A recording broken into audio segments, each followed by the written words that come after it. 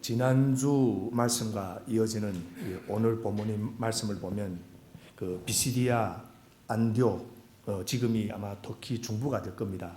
그래서 남동쪽으로 약 100마일 정도 가면 아주 오래된 도시 이고니인이 자리 잡고 있습니다. 그래서 비시디아 안디옥에서 이고니온까지 가기 위해서는 한 100마일을 걸어서 그것도 한 30개의 그 산을 넘어서 건너가야 합니다. 로마 제국이 그때 당시 아무리 그 길을 잘 닦았다고 해도 2000년 전에 걸어서 30개의 산을 넘어간다.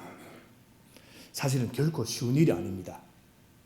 그런데도 바울과 바나바가 그 험한 산길을 걸어서 이고니온으로 간 이유, 사실은 아주 간단합니다.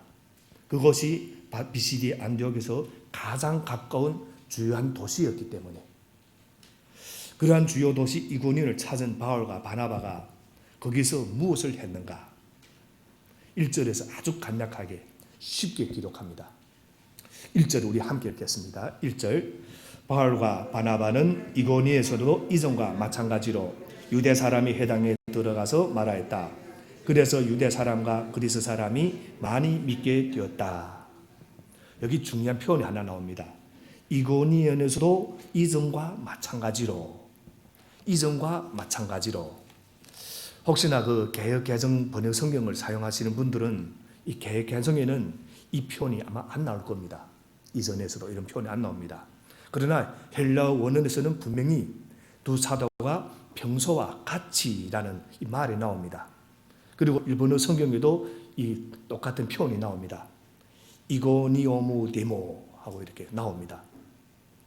그러니까 평소에 하던 대로 바울과 바나바는 유대인이 회당에 들어가서 복음을 전했다 하는 겁니다. 이고니온 회당에서 그들이 복음을 전하자 많은 유대인들과 헬라인들이 복음을 믿게 되었습니다. 사실 2000년 전 그 헬라인과 유대인은 비록 로마 제국이라는 한 지붕에서 살기는 했지만, 그러나 그들은 모든 면에서 달랐습니다. 언어가 달랐고, 문화가 달랐고, 관습이 달랐고, 전통이 달랐고, 사고방식 등 서로 일치하는 면이 없었습니다. 특히 유대인들은 유일신을 믿었고 헬라인들은 다신교를 믿었기 때문에, 그래서 우리가 잘 알다시피 그리스 신화에는 신들이 많이 나옵니다. 많은 신들이 나옵니다. 그러니까 종교적인 면에서도 완전히 반대였습니다. 그처럼 극과 극에 있던 헬라인과 유대인이 많은 무리가 지금 바울과 바나바로부터 들은 그리스도의 복음을 듣고 믿었다. 이것은 사실은 복음이 보편성 때문이랍니다. 보편성. 여러분, 복음이 보편성이라는 단어를 아마 처음 들어본 분도 있을 것입니다. 복음에는 보편성이 있기 때문에 누구나 복음을 믿을 수가 있습니다. 온 우주 만물과 모든 사람을 창조하신 하나님의 말씀은 인종이나 국적이나 출신 지역에 상관없이 모든 인간의 마음에 똑같이 울림을 준다 하는 말씀입니다. 감동을 준다. 그래서 우리가 선교가 가능한 겁니다. 여러분, 언어가 다르고 문화가 다르고 인종이 다르지만 복음은 어떤 사람도 변화시킬 수 있는 능력이 있습니다. 그래서 우리가 세계 곳곳에서 복음을 들고 가지 못할 곳이 없다 이겁니다. 동시에 복음에 대한 거부 반응도 동시에 일어납니다. 2절 말씀 우리 함께 읽겠습니다. 2절 말씀. 그러나 마음을 돌이키지 않은 유대 사람들이 이방 사람들을 선동해서 믿는 형제들에게 나쁜 감정을 품게 하였다. 여기서 이고니온에서 유대인과 헬라인이 거대한 무리가 바울이 전한 복음을 믿었지만 모든 유대인과 모든 이방인이 다 그랬던 것은 아니었다 하는 겁니다. 복음을 거부한 유대인들도 있었습니다. 그들은 자신들이 복음을 거부하는 것으로 만족하지 않고 수적으로 홀지 많았던 그것이 헬라 사람들도 선동해서 복음을 전한 바울과 바나바, 그리고 그들을 통해 복음을 영접한 이고니온 그리스도인에 대해서 나쁜 감정을 품게 했다고 합니다. 나쁜 감정을 품게 했다. 이 말씀은 감정을 일으켰다 하는 말씀입니다. 항상 우리가 보면 누가 문제를 일으킬 때 보면 사실이 뭔가가 중요하지 않습니다. 옳고 그름이 중요하지 않습니다. 사실은 분명히 있지만 그것보다 내 기분이 좋으냐 나쁘냐가 중요할 때가 훨씬 더 많습니다. 이들이 그것을 아마 알았던 것 같습니다. 그래서 그때 당시 그 사람들이 감정을 불러일으켜 가지고 반대를 하게 합니다. 그래서 오늘 말씀 보면서 제가 10여 년 전 오래전 일인데 제가 겪은 일이 하나 생각났습니다. 그때 제가 비행기를 좀 이래 바깥 타는 일이 생겨서 비행기가 바깥 타야 되는데 비행기가 좀 지연이 되는 일이 생겼습니다. 그래서 1시간, 2시간 기다려도 안내 방송이 전혀 안 나오니까 그때 당시 있던 사람들이 막 이렇게 소란을 피우고 막 이렇게 난리가 났습니다. 그때 그 항공사 그 대표가 나와가지고 설명이 좀 있었습니다. 비행기가 문제가 좀 생겨서 그 다음날 출발하게 된다. 그래서 그 비행기로 같은 비행기로 떠나실 분들은 표를 받아가지고 그 줄을 서가지고 그 비행기 표를 받으세요. 이라고 또 그리고 또 그 밤에 묵을 분들은 호텔에 그런 예약표도 가지십시오. 이런 안내가 있었습니다. 그러다가 난리가 났습니다. 서로 먼저 앞줄에 서겠다고 밀치면서 막 나가는 겁니다. 갑자기 줄을 잘 서야 자기 이익이 오는 그런 상황이 되니까 나이 관계없고 체면이 관계없고 다 팽개치고 조금이라도 더 앞에 서기 위해서 다투기까지 하는 모습. 물론 그때 당시 그 성도들 가운데는 가만히 앉아서 점잖게 그 광경을 지켜보는 분들도 있었습니다. 거기 있는 모든 승객들은 조금 전까지만 해도 다 같이 비행기를 기다리던 이런 탑승객들 뿐 아무런 차이도 보이지 않았습니다.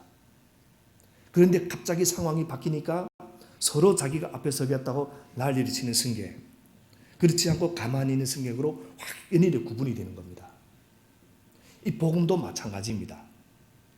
BCD 안독에서도 이고니온에서도 복음이 전하기 전까지 그곳 사람들은 다 그냥 똑같이 보이는 사람들이었습니다. 회당에 와서 교제를 하고 회당에 와서 말씀을 듣고, 그런데 그 김에 복음이 들어가니까 그 복음 앞에서 사람들은 믿음의 사람과 불신의 사람들로 분명히 이렇게 나뉘게 된 것입니다.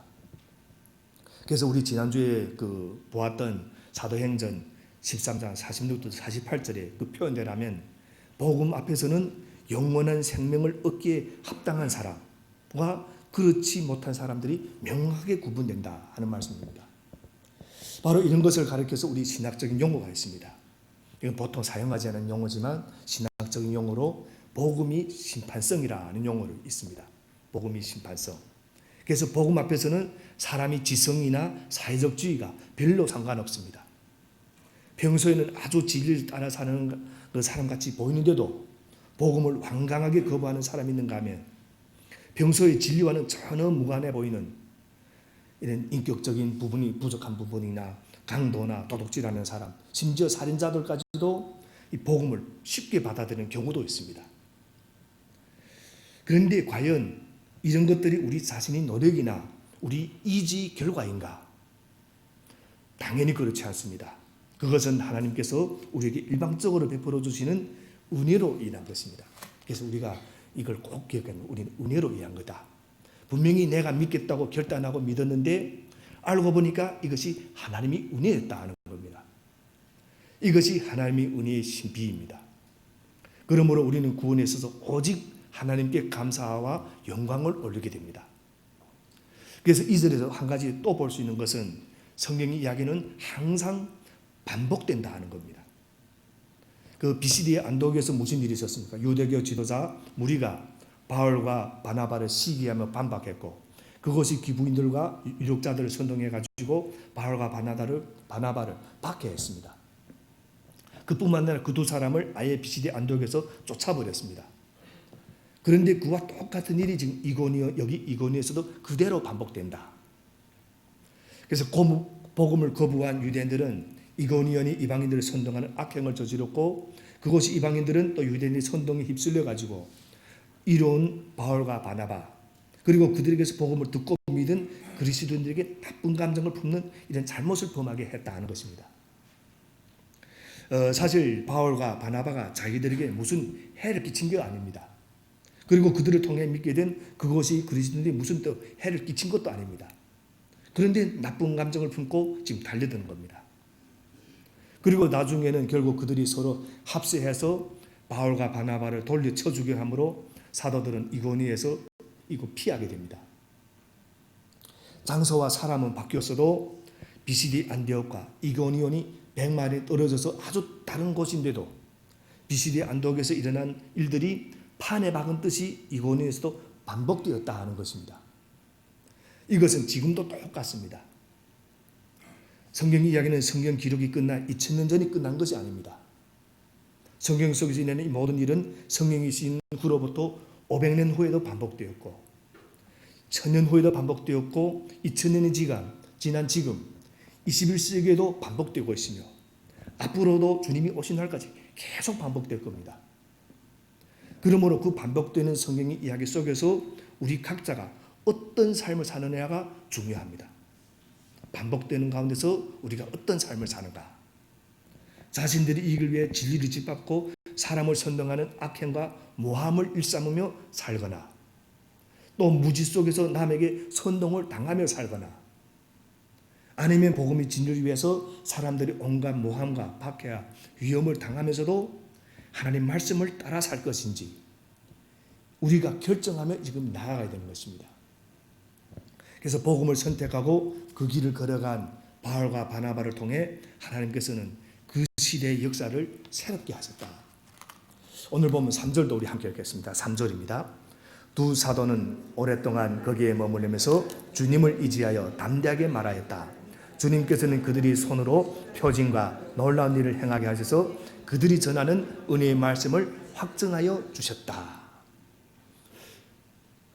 바울과 바나바는 자신들을 배척하는 무리 선동하는 악행과 또 선동을 당하는 사람들이 무지가 반복되는 것에 기분 나빠하거나 개의치 않고 이고니에서 오랫동안 머물면서 주님을 위해서 담대히 복음을 전했습니다. 그럴 때 주님께서는 표징과 놀란 일로 당신이 그들과 함께 하심을 친히 보여주셨습니다. 구체적으로 어떤 표징과 놀란 일인지는 알 수는 없지만 아마 병자가 고침을 받거나 하는 그런 기적들이 아마 일어났을 겁니다. 그러면서 주님이 함께 하시고 가고 계신다는 그 표시를 또 보여주셨습니다. 사도 바울이 온갖 박해와 시련과 고난 속에서도 평생 주님이 증인으로 살기를 마다하지 않았던 것은 자기가 주님이 증인으로 살아갈 때, 그러니까 사도 바울이 주님이 증인으로 살아갈 때 주님께서 언제나 함께하고 계시다는 것을 확인시켜 주셨기 때문입니다. 이것을 우리가 꼭 기억하실 필요가 있습니다. 다시 말하면 바울이 남들보다 더 잘나거나 마음이 더 강해서가 아니라 주님께서 자기와 함께 하시는 것을 늘 경험했기 때문에 계속 그렇게 나아갔던 겁니다. 여러분, 주님께서 자신과 함께하고 계심을 가장 알기 쉽게 확인할 수 있는 방법이 무엇인가? 주님이 증인으로 살아가는 삶입니다. 그러니까 주님이 증인으로 마음의 결단을 하고 나아가다 보니까 정말 주님이 함께 하시는 표시가 나타납니다. 또 주님이 함께 하시는 표시가 있으니까 계속 주님이 증인으로 나아가는 이 복음이 선순환이 일어나는 겁니다. 이거는 아마 선교를 헌신했던 분들은 다 잘 압니다. 어디서 문제가 이거 잘 압니다. 그래서 남들이 보면 저 사람은 왜 저렇게 고생하며 저렇게 하고 있는가. 그런데 그분들은 알기 때문에 그거 하는 겁니다. 여러분 혹시 우리가 하나님을 믿는다고 하는데도 하나님이 정말 나와 함께 해주시나, 하나님이 정말 나를 인도해 주시는가, 이런 의문이 있는 분들이 계시는지 모르겠습니다. 여러분 가운데 나는 한 번도 하나님이 인도해 주시는 걸 경험한 적이 없다. 몇십 년 신앙생활 했는데 나는 그런 경험을 한 번도 해못 봤다. 한 번도 하나님이 나한테 음성을 들려주신 적이 없다. 이런 분이 혹시나 있는지 모르겠습니다. 만약 그렇다면 여러분, 하나님이 정말 여러분과 함께 하지 않아서 그런 것이 아닙니다. 그리고 하나님이 여러분을 인도하지 주시지 않으셔서 그런 것이 아닙니다. 그리고 여러분에게 말씀해 주시지 않으셔서 그런 것이 아닙니다. 모든 것이 하나님께, 주님께 문제가 있는 건 아닙니다. 그것은 여러분 자신이 그동안 주님의 말씀에 자기 자신을 맡기고 그 말씀에 따라 한 번도 산 적이 없다는 것을 의미합니다. 하나님 말씀을 자신을 내던져 본 사람만이 하나님이 나를 이끌어 주시는구나 하고 느낄 수 있기 때문에. 그래서 바울과 바나바가 그런 반대와 고난과 박해를 무릅쓰고 일관되게 또 담대하게 하나님의 말씀을 가르치고 증거하고 고난 속에서 더욱 강한 믿음과 의지를 가지고 사명을 감당할 수 있었던 것은 바울과 바나바의 힘이 원천이 무엇인가? 오늘 3절 말씀 뒷부분에 나오는 그들이 전하는 은혜의 말씀을 확증하여 주셨다. 누가? 하나님이 은혜의 말씀에 확증하여 주셨다. 이 표현이 나옵니다. 이 말은 하나님의 말씀과 기적과의 상관관계를 표현하는 말씀입니다. 이 두 사도에게 표적과 기술가 왜 나타났는가?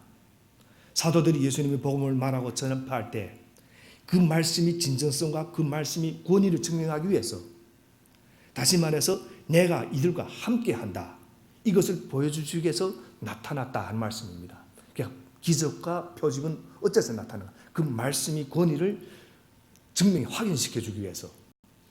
쉽게 말해서 지금 이 일은 사람이 하는 일이 아니라 하나님이 하신 일이라는 것을 그들이 전하는 은혜의 말씀을 확증해 주셨다, 이 표현으로 표현하신 겁니다. 바울과 바나바 개인이 하는 일이 아니라 예수 그리스도께서 하시는 일이다. 성령님이 하시는 일이다. 사도들이 그런 역경과 고난과 환난을 만나면서도 굳건하게 앞으로 나아갈 수 있었던 근거와 힘이 바로 여기에 있었습니다. 세상의 힘이나 물리적인 억압과 박해가 사도를 무너뜨릴 수 없었던 것은 바로 이것이 하나님께서 맡겨주신 일이고 하나님께서 주신 말씀이기 때문이라 하는 것입니다. 여러분, 아직도 왜 나에게는 그런 역사가 안 일어나는가 라고 생각하는 분이 계십니까? 그러나 왜 하나님은 내게 안 나타나시나, 하나님은 나를 인도해 주지 않으시나 라고 묻기 전에, 이런 의문을 갖기 전에, 왜 나는 하나님 말씀대로 살려고 하지 않았는가, 이것을 우리가 먼저 자신에게 물어야 됩니다.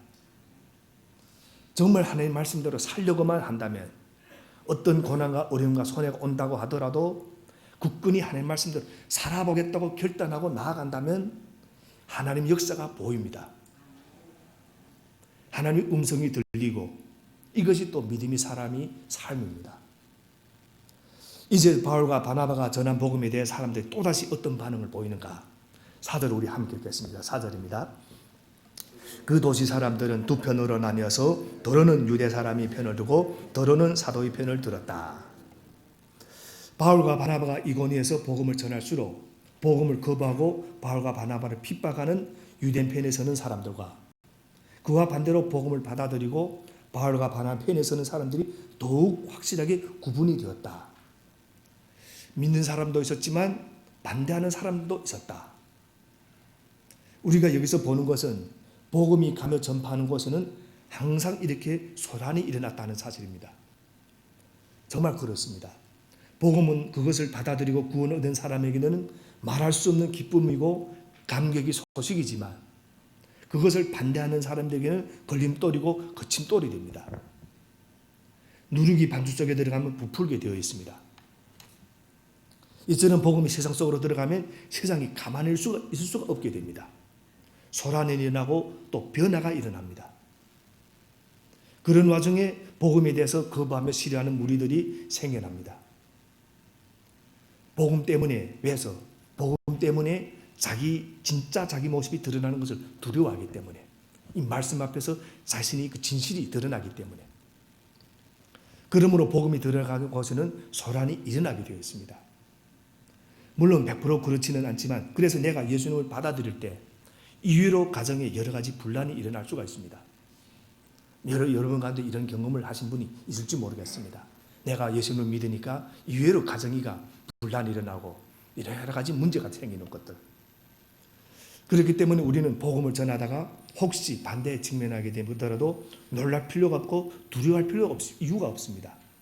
그것은 자연적인 현상이기 때문에, 복음이 들어가는 것은 그런 현상이 일어나기 때문에. 사실 따지고 보면 예수님을 믿으면 구원을 받는다, 천국에 갑니다, 예수님을 죽으시고 부활하셨고 우리 죄를 용서하고 우리에게 생명을 주셨다, 이런 것들은 너무 단순하지만 정말 믿을 만하고 의심할 수도 있습니다. 어떻게 죽은 사람이 살아나는가? 어떻게 처녀가 혼자서 성령으로 잉태하는가? 이 사실 믿는다는 것이 기적입니다. 하나님의 은혜입니다. 믿는다는 것. 그런데 사실 이런 말도 안 되는 것을 믿는다고 할지 몰라도 또 그것을 안 믿는 사람도 뭔가 다른 것을 믿게 되어 있습니다. 이런 걸 안 믿는다. 나는 그런 걸 안 믿는다. 이런 사람들 따지고 보면 다른 것을 믿습니다. 여러분, 지금 내가 알고 있는 것은 내가 하나하나 모두 확인해서 믿는 게 아닙니다. 정말 과학 실험을 통해서 그 실험이 결과를 원인을 밝히고 해서 결과가 나와서 그걸 내 눈으로 확인하고 믿는 게 아닙니다. 누군가가 그렇다고 하니까 내가 그것을 믿기로 결정해서 그렇게 아는 겁니다. 아주 흔한 예로 지다론에서 원숭이가 사람이 되었다 하는데 여기 가운데 누가 원숭이가 사람이 되는 것을 눈으로 직접 본 분이 계십니까? 그 변하는 과정을 본 적이 있습니까? 못 봤지 않습니까? 의성 아무도 원숭이가 사람이 되는 과정을 본 사람이 없습니다. 그런데 일부분이 고고학자들이 아주 신묘하게 고고학자들이 그것을 그렇다고 하니까, 그리고 어릴 때부터 학교에서 또 그렇게 가르치니까 내가 그것이 사실이라고 받아들이려고 결정했던 겁니다. 그래서 우리 모든 것은 다 내가 결정해서 받아들이고 믿고 아는 것. 어떻게 그런 것을 믿을 수 있는가? 하지만 정말 얼토당토하는 것들을 믿는 사람들이 정말 많습니다. 우리 교회 안에서도 보면 정말 말도 안 되는 소문을 가지고 그것을 사실로 받아들이고 수근수근하는 모습들을 제가 보게 됩니다. 제가 그거 알고는 너무 놀랍니다. 이런 일이 전혀 없는 일도 저는 사실을 알고 있거든요. 그런데 없는 일 아주 수근수근하고 소문 내고, 그런데 마지막에 사실은 엉뚱한 사실로 만들어집니다. 나중에는 정말 쥐 한 마리가 소가 되는 그런 일이 돼버립니다. 결국은 자신이 결단으로 믿고 그것을 진리로 받아들이는 것. 내가 어떤 사람을 신뢰하는 사람, 내가 그 사람과 신뢰하는 사람, 그 사람이 나를 듣고. 그래서 복음은 결국 자신이 결단이고 결단하고 믿은 사람들과 그것을 거부하는 사람들로 나타나게 되었다. 그런데 이 권위에서 복음을 거부한 유대인들은 마침내 최후의 수단을 동원합니다. 5절 우리 함께 읽겠습니다. 5절 시작. 그런데 이방 사람들과 유대 사람들이 그들이 관원들과 합세해서 바울과 바나바를 모욕하고 돌로 쳐 죽이려고 했다. 복음을 거부한 유대인들과 그들에게 선동당한 이방인들은 이건희 관리들까지 끌어들여 가지고 바울과 바나바를 돌로 쳐 죽이려고 합니다. 이들이 무슨 돌 맞아 죽을 일을 했는가? 그런 일 한 적 하나도 없습니다. 유대인 율법에 의하면 혹시 그럴 수도 있습니다. 율법에서 예수님도 그렇게 죽였으니까. 그런데 이곤이요, 이방 사람들이 법대로 하면 아무 말도 되지 않는 겁니다. 그래서 복음을 전했다는 것 때문에. 그런데 여기에 선동이 일어납니다. 그들이 이곤인의 관리들을 끌어가지고 관리들이 비호 속에서 바울과 바나바를 합법적으로 돌로 쳐 죽이려 했다는 것. 그들이 바울과 바나바가 저지르다는 죄를 그들에게 갖다 붙여가지고 아주 흉악한 인간이라고 모함했다는 것. 이것이 우리 예수님의 똑같은 짓을 했던 겁니다. 이제 그 두 사도가 그 사실을 알고 그 루가오니아 지방에 있는 누스다라와 더베 및 근방으로 피신하게 됩니다. 6절부터 7절도 우리 함께 읽겠습니다. 6절 7절. 사도들은 그것을 알고 루가오니아 지방에 있는 두 도시 루스드라와 더베와 그 근방으로 피하였다. 그들은 거기에서도 줄곧 복음을 전하였다. 루가오니아는 로마의 주들 중 하나인 그 갈라디아를 산본하고 있는 지역들 중 하나입니다.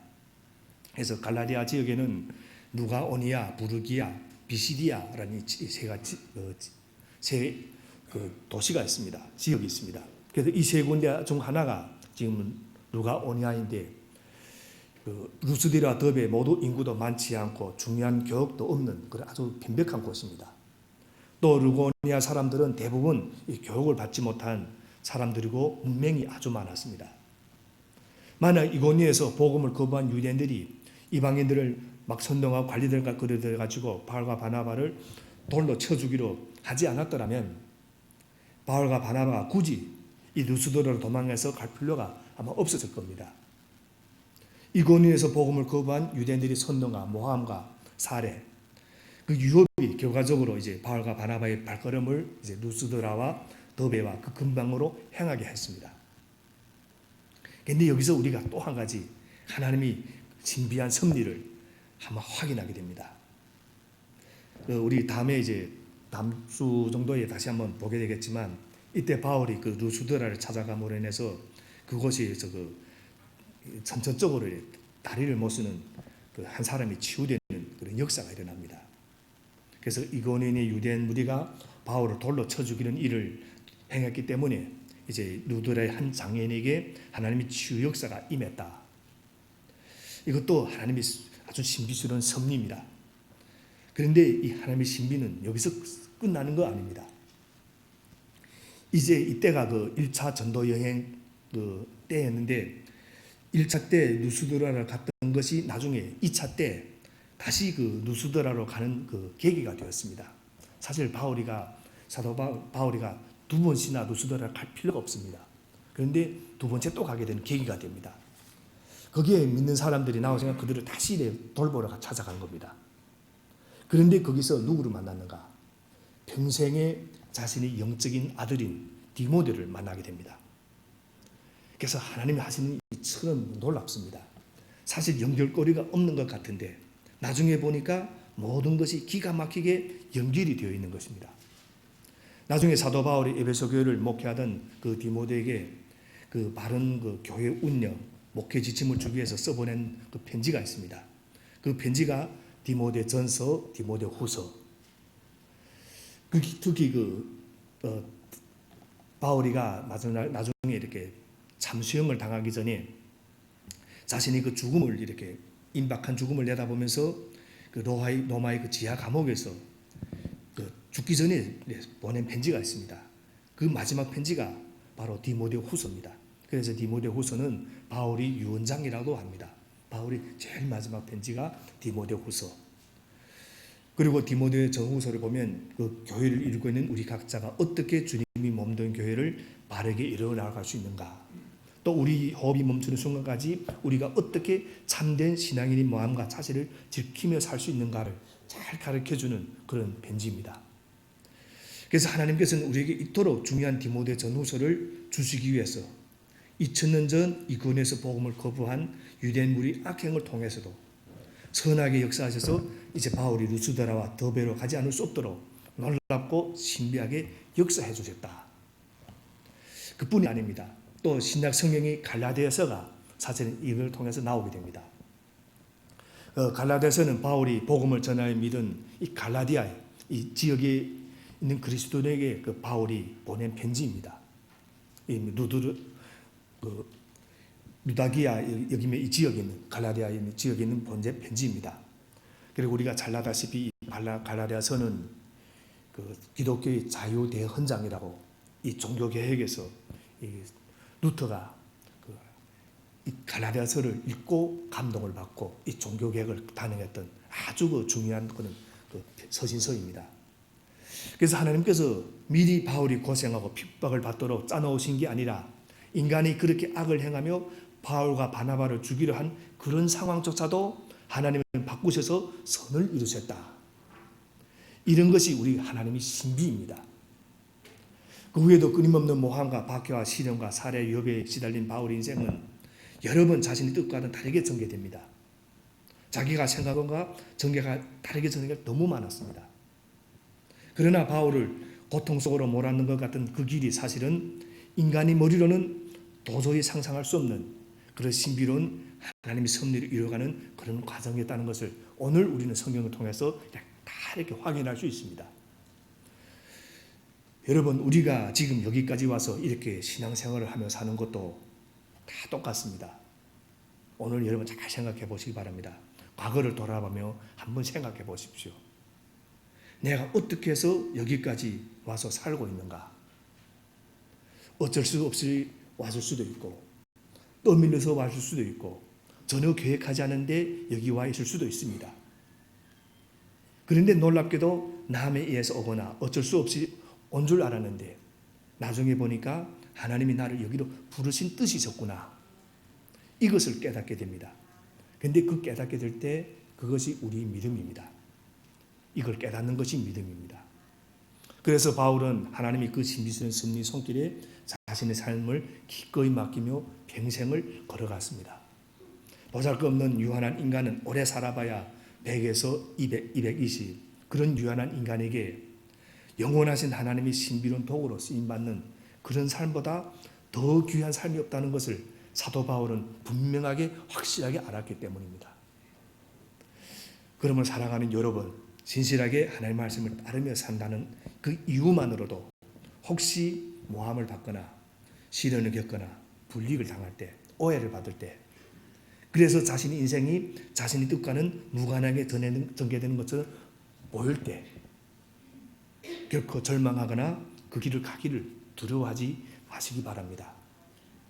그 길이야말로 놀랍게도 내 삶을 통해 하나님의 뜻이 이루어지는 놀랍고 신비한 도구가 될 수가 있기 때문에 하나님의 말씀을 힘입어 그 길을 따르는 나의 삶을 통해서 하나님은 바로 그 길에서 반드시 누군가를 살리실 것이고 바로 나를 통해서 꼭 살릴 겁니다.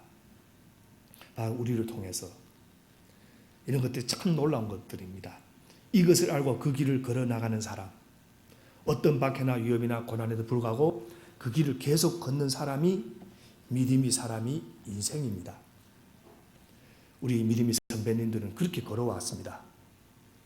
그것을 아는 사람만이 언제 어디서나 하나님의 말씀에 자신을 내던지고 계속해서 나아갈 수 있기 때문에 그래서 수많은 선교사들의 삶이 또 이것을 증명해 주고 있습니다. 자신들이 헌신했던 그 땅에서 엄청난 고난을 당했지만 복음을 붙들고 계속해서 걸어갔습니다. 그랬기에 지금이 한국의 교회가 있고 또 일본의 교회가 있는 것입니다. 그냥 된 게 아닙니다. 그래서 또 오늘날 우리까지 믿게 된 것입니다. 하나님은 오늘도 이러한 복음 역사에 동참하며 쓰임받을 일꾼들을 또 찾고 계십니다. 우리 고배동교회가 바로 그 복음에 쓰임받는 교회, 저와 또 여러분이 바로 하나님이 찾고 계시는 그 복음의 일꾼이 되기를 주님 이름으로 축원합니다. 기도하겠습니다.